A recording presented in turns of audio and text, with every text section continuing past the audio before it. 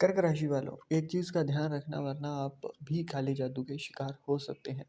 अष्टम भाव में आपके राहु है और इन्हें ही सपोर्ट करने के लिए जुपिटर भी आपके 12वें घर के अंदर है। जिनको नहीं पता मैं बता दूं, जब भी गुरु आपके देवगुरु बृहस्पति आपके 12वें घर के अंदर होते हैं तो यहाँ पर राहु और गुरु दोनों का ही प्रभाव दिखाई देता है। और जब भी राहु अष्टम भाव में होते हैं तो ऐसे में दिखाई देता है कि आपकी फैमिली में से ही मैं लास्ट तक जाता जाता आपको हिंट देकर जाऊंगा कि कौन करेगा तंत्र प्रभाव आपके ऊपर, किसके द्वारा होगा। तो फैमिली से ही आपके कोई उठता है और वो पर्सन आपके ऊपर इन चीज़ों को ट्राई करता है।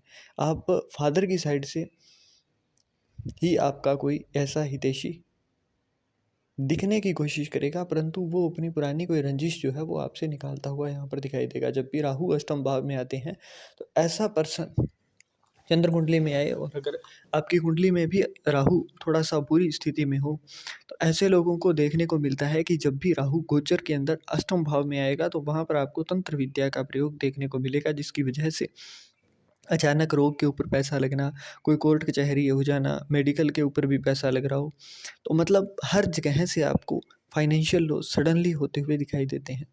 इसके पीछे की वजह क्या होती है? वही ब्लैक मैजिक, वही कुछ किसी का किया कराया। तो दिक्कत कहाँ होती है कि जब भी तंत्र विद्या का प्रयोग किया जाता है और राहु आपका अष्टम भाव में होता है तो यहाँ पर आपका ऑरा वीक हो जाता है। तो 28 अक्टूबर से पहले पहले आपको किसी का भी कुछ दिया हुआ बहुत ज़्यादा भरोसा करके नहीं खाना है, क्योंकि यहाँ पर तंत्र प्रयोग हो सकता है। एंड अभी जैसे 26 जून को नवरात्रि शुरू होंगी, गुप्त नवरात्रि, तो आप उसके अंदर दुर्गा सप्तशती का पाठ करके दिग्बंधन भी कर सकते हैं अपने घर का।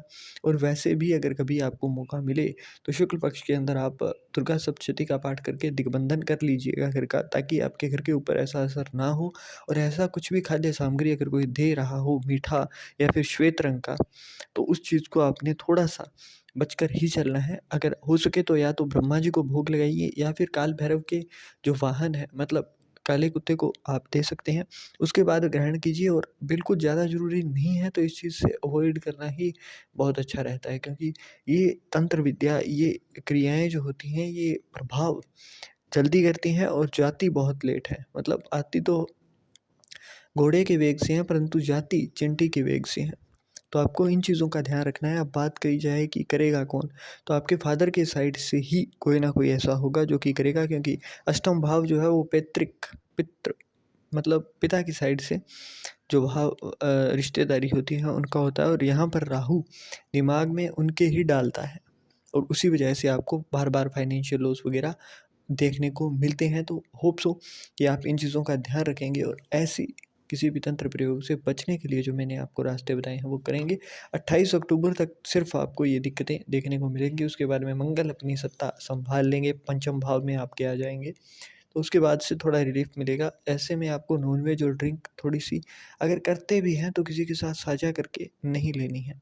एकांत में बैठिए फिर पी सकते हैं आप, और अगर नहीं पीना है तो बहुत अच्छा है। अगर पीते ही नहीं हैं तो आपके ऊपर जब भी ये काला जादू या फिर कोई तंत्र मसानी कुछ भी लगाया जाता है तो वो ज़्यादा जल्दी से असर नहीं करता है। इसके साथ-साथ हनुमान चालीसा का पाठ कर सकते हैं। दुर्गा सप्तशती का जैसे मैंने बताया, तो दिग्बंधन कैसे किया जाता है वो मैं इसी वीडियो के नीचे डिस्क्रिप्शन में आपको दे दूँगा।